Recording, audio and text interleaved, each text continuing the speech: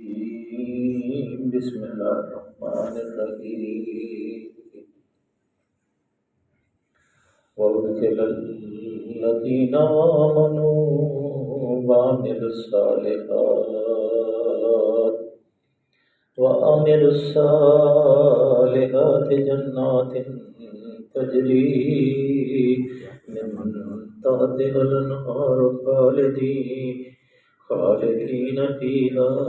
بإذن ربهم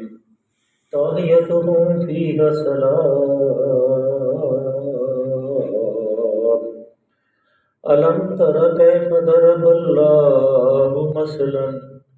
كلمة طيبة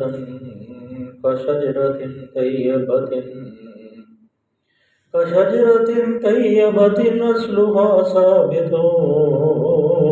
وفرعها في السماء تؤتي أكلها كل حين بإذن ربها ويضرب الله الأمثال للناس لعلهم يتذكرون ومثل كلمة خبيثة كشجرة خبيثة اجتثت من فوق الأرض ما لها من قرار يثبت الله الذين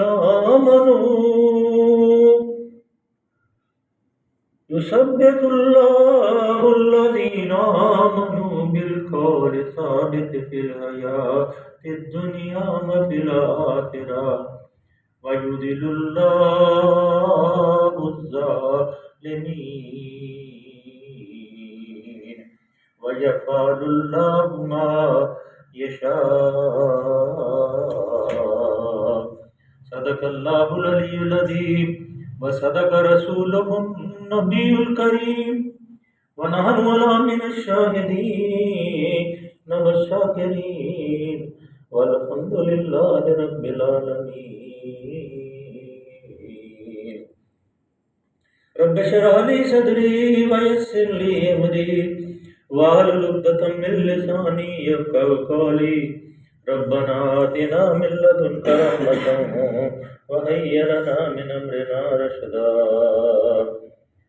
محترم قرآن عظیم فرقان عظیم کی سورہ ابراہیم ہے، یہ ہم پڑھ رہے ہیں. آپ کے علم میں ہے کہ قرآن حکیم کی یہ تلاوت تسلسل سے کی جا رہی ہے، تواتر سے اور ترتیب سے. اب تک اس کی ماشاءاللہ الحمدللہ یہ 13واں سپارہ ہے جو کہ قریب انشاءاللہ تعالی منزل کے قریب آ جائے گا. 13 سپارے پڑھے جا چکے ہوں گے. اور یہ مضمون جو ہے جو لوگ روز تشریف لاتے ہیں، کیونکہ یہ تسلسل سے چل رہا ہے تو پیچھے جو مضمون ہوتا ہے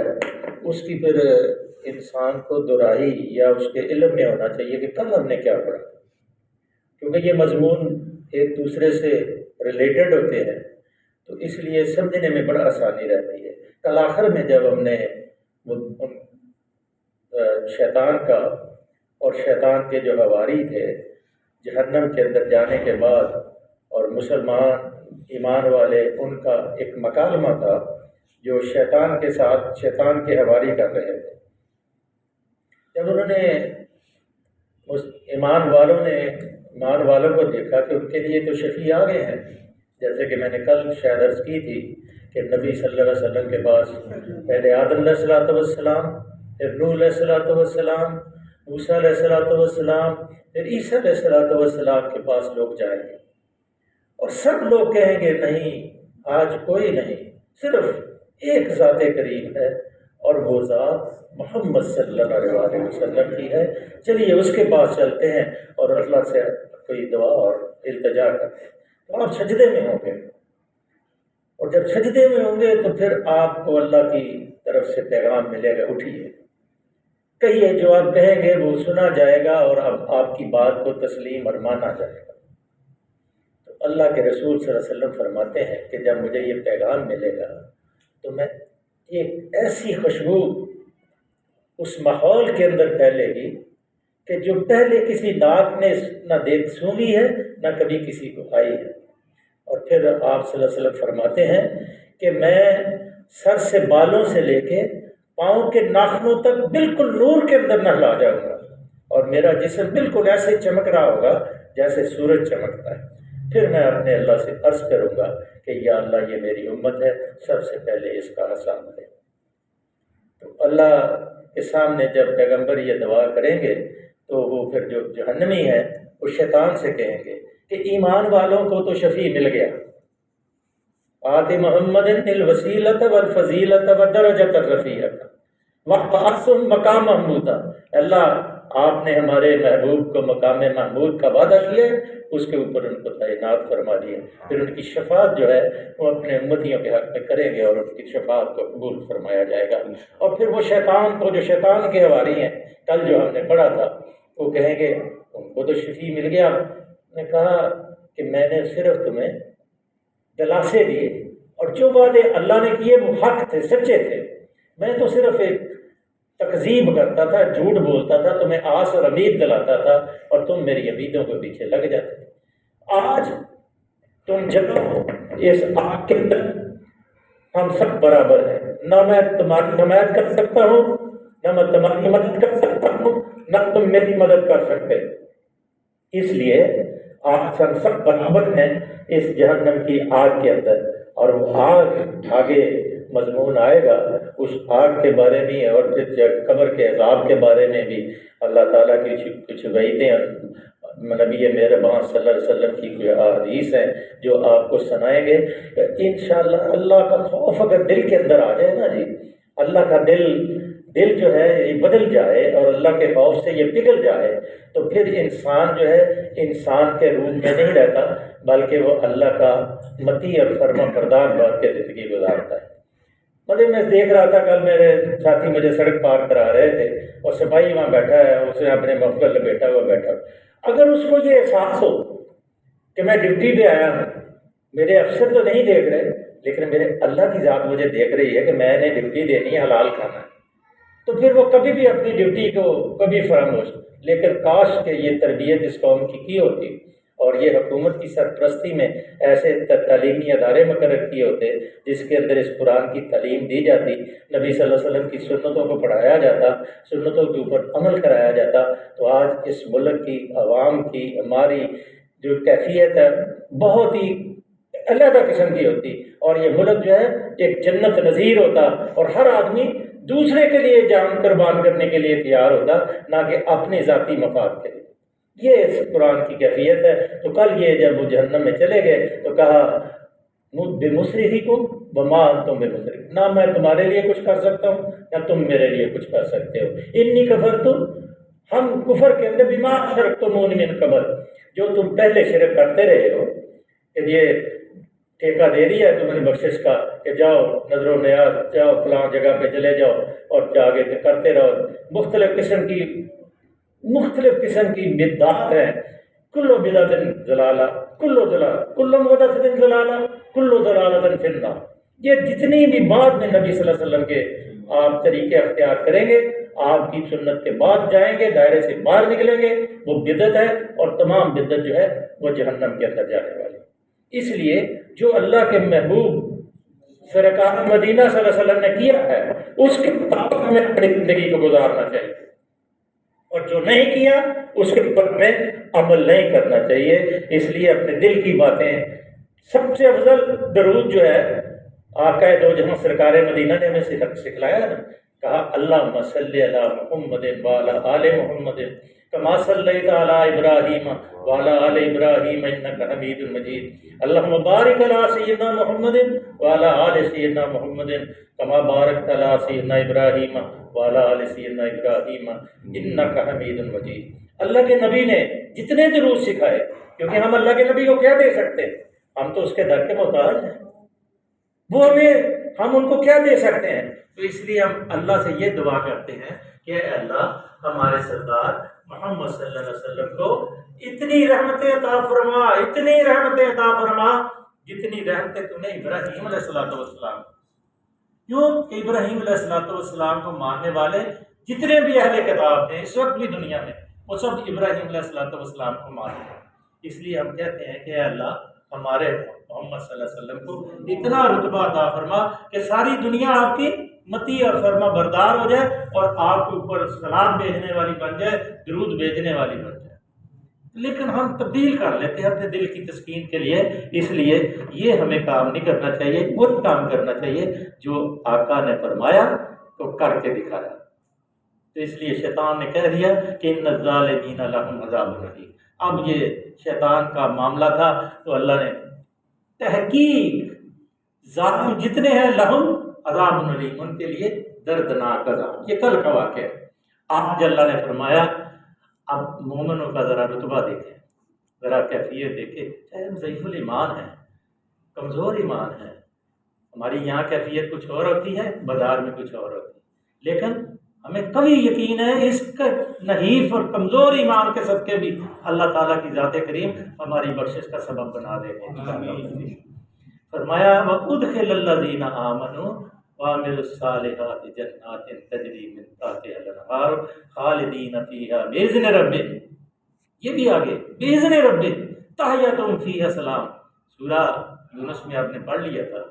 کہ جنت کے کتنے دروازے ہیں، اور کوئی 500 کہہ رہا ہے، کوئی 5000 کہہ رہا ہے، کوئی 50,000 دروازے کہہ رہا ہے۔ اور جب وہ جنت کے اندر داخل ہوں گے جنتی، تو ہر دروازے سے فرشتہ آئے گا استقبال کرنے کے لیے، وہ کہے گا السلام علیکم ورحمۃ اللہ وبرکاتہ، تمہارے اوپر سلامتی ہو کہ تم کامیاب ہو گئے۔ ہر فرشتہ ہر دروازے سے آئے گا اور اجازت لے گا پہلے دربار میں حاضر ہونے کے لیے۔ جیسے ایک ادنا سا آدمی میرے جیسا وہ جنت میں جائے گا تو وہ بھی ان کا افسر بنا ہوگا، اور وہ کیسی کیفیت ہوگی کہ موتیاں ہیروں کے محل اس کے اندر بیٹھا ہے تخت کے اوپر، دربان باہر کھڑے ہیں اور اجازت لے کے فرشتے آ رہے ہیں، اور وہاں تحیتہم فیہا سلام وآخر دعوا، پڑھا سورہ یونس کے ان الحمدللہ رب العالمین، آخر دعواہم سلام ان الحمدللہ رب العالمین۔ آخری دعویٰ بھی ان کا یہی ہوگا کہ سلامتی سلامتی، اور پھر وہ کہیں گے اللہ کی تعریفیں ہیں ساری، اس کی تعریفیں جو عالمین کا رب۔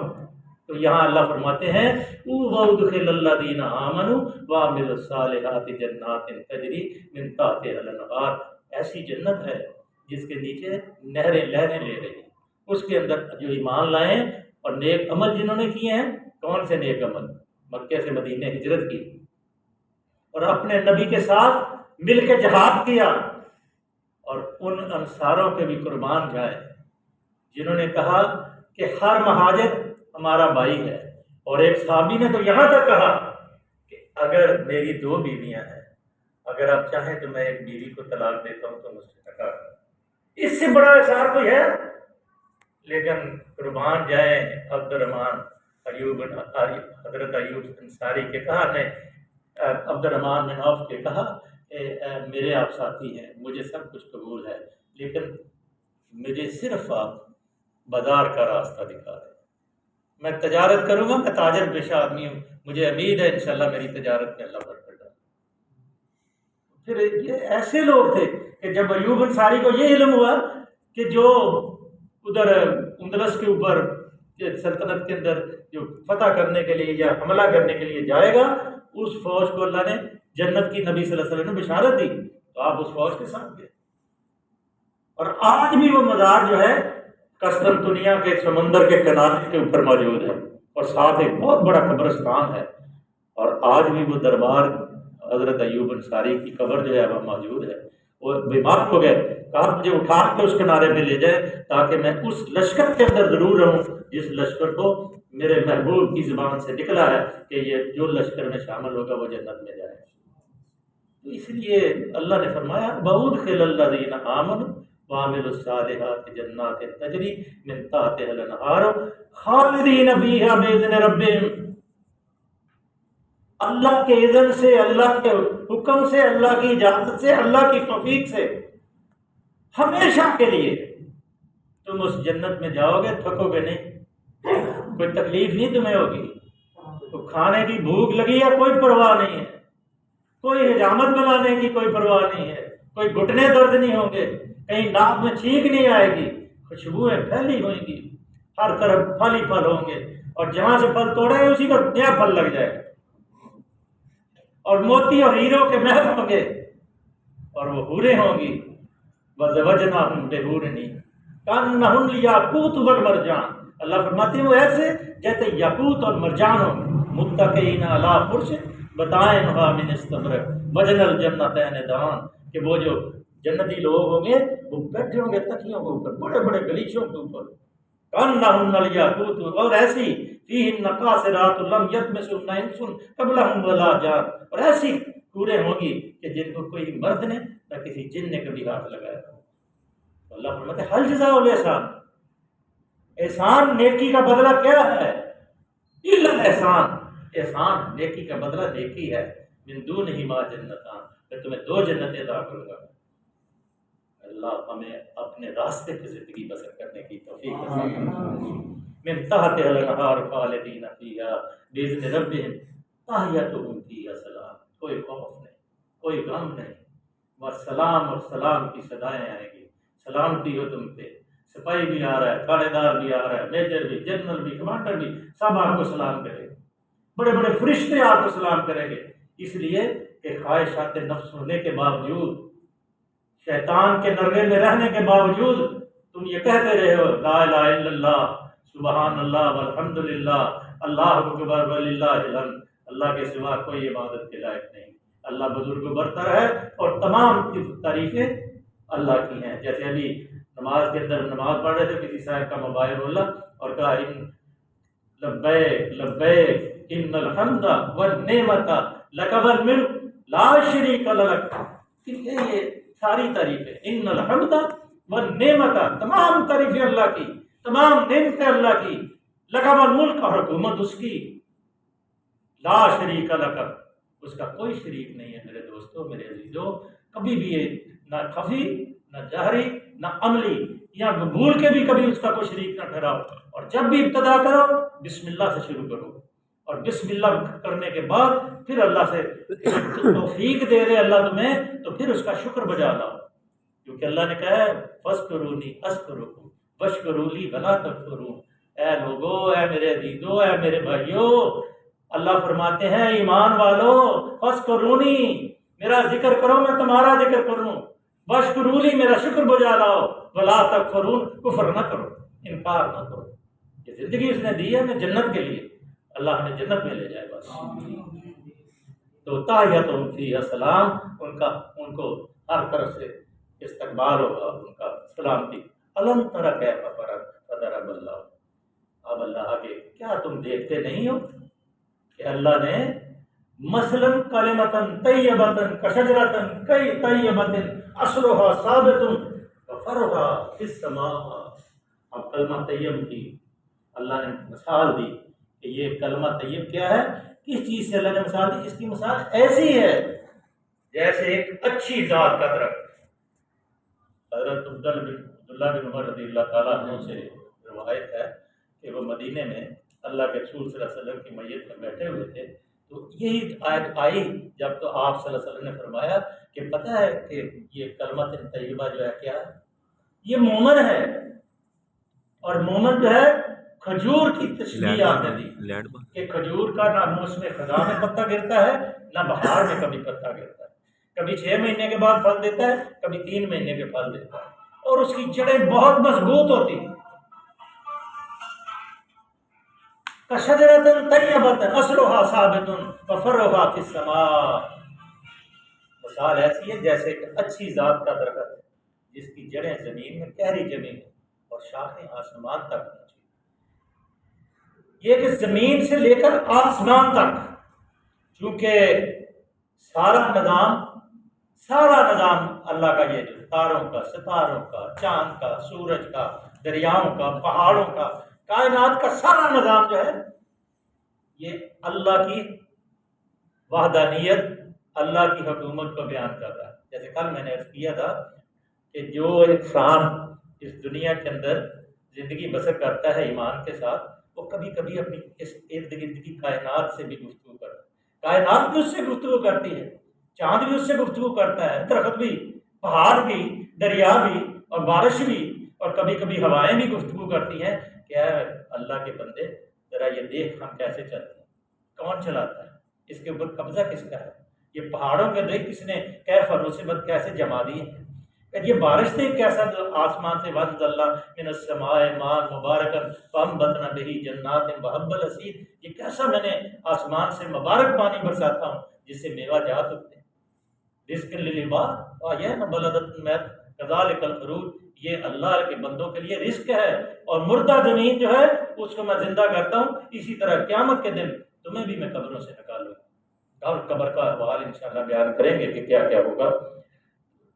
یہ ایک آیت مکمل کر لینے دیں اجازت ہو تو۔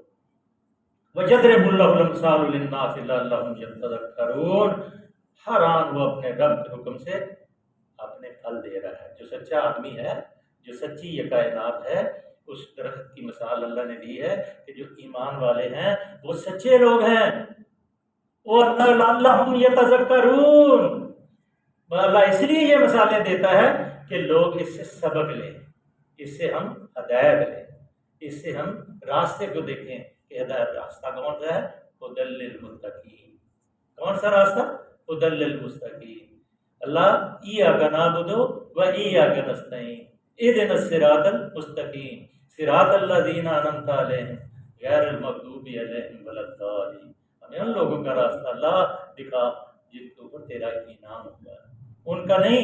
جو تیرے بہک گئے، تیرے راستے میں سدے راہ بن کے کھڑے ہو گئے، تیرے پیغمبروں کو جھٹلاتے رہے۔ اے اللہ تیرے اگر بنتی ہے کہ ہمیں ان کا راستہ دکھا جو صالحین ہیں، جو پیغمبر ہیں، جو تیرے اولیاء ہیں جن کے بارے تو نے کہا ہے اللہ ولی الذین آمنوا، اے میں ان دوست لوگوں کو دوست بناتا ہوں جو ایمان لاتے ہیں، یخرجونہم من الظلمات الی النور، اور پھر میں ان کو اندھیروں سے نکال کے روشنیوں میں لاتا ہوں۔ اللہ ہمیں ایمان والوں کا جو تو نے اپنے دوست بنائے ان کا راستہ دکھا۔ صدق اللہ العلی العظیم و صدق رسول النبی الکریم ونحن علی من الشاہدین الشاکرین والحمد للہ رب العالمین۔ اللہم صلی وسلم علی عبدک و رسولک و حبیبک سیدنا محمد النبی الامی وعلی آلہ وصحبہ وبارک وسلم۔ اللہ ہمارا پڑھنا قبول فرما، بیٹھنا قبول فرما۔ اللہ کے ساتھی تشریف لاتے ہیں، اللہ ان کو استقامت عطا فرما، ان کے گھروں میں برکتیں عطا فرما، اللہ اس مجلس میں خوشحالی عطا فرما۔ ہمارے پڑوس میں، ہمارے ہمسائے میں ہمارے خان صاحب کے چھوٹے بھائی بہت ہو گئے ہیں، دعا کریں اللہ کو مغفرت فرمائے۔ اللہم مغفر اللہم مغفر حیتنا ومیتنا وشاہدنا وغائبنا وشہیدنا وکبیرنا وذکرنا وانسانا لم یتم من منایت اللہم من توفیتہ منا من توفیتہ الایمان اللہم مغفر لہو اللہم ادخلہ جنت الفردوس اللہم نور قبرہ اللہم ارزقنا شفاعتہ۔ اللہ رحم اور کرم کا معاملہ، اللہ جتنے بھی فوج شدگان ہیں اللہ سب کو معاف فرما، زندہ مسلمانوں کو ہدایت عطا فرما، آنے والے مصائب اور مشکلات سے اللہ میں بچا لیں۔ صلی اللہ تعالی علی حبیبہ محمد وآلہ وصحبہ وسلم۔ جزاکم اللہ خیر۔